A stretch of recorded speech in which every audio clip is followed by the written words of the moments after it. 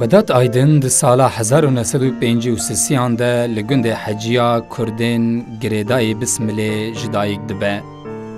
Di nava îhade û hepê de cî digire, serokatiya hepê ya bajarê Amedê dike.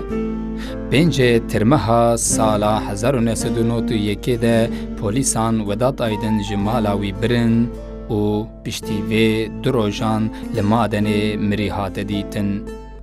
Di dehê tirmeha sala 1991 de bi hezaran mirovên ku li ber derê avahiya hepê ya Amedê kom bûn berê xwedan madenê û ketin rê. Bi hezaran kesên ku di wesayîtan de bi cî nedibûn jî ji bo merasîma cenazeyê çûn ber mizgefta Sumerê.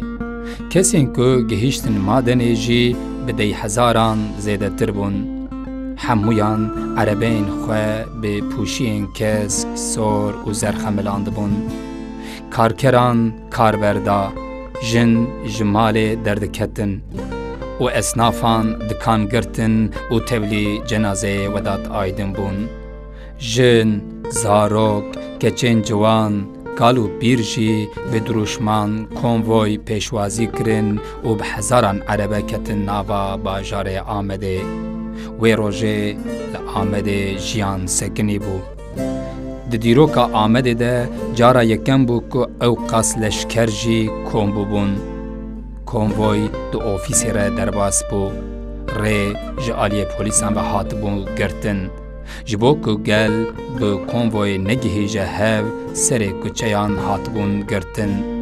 Ofîs bi girse û erebeyan hatibû dagirtin. Ên ji erebeyan peya dibûn berê wan didan rêya mizgefta Sumerê.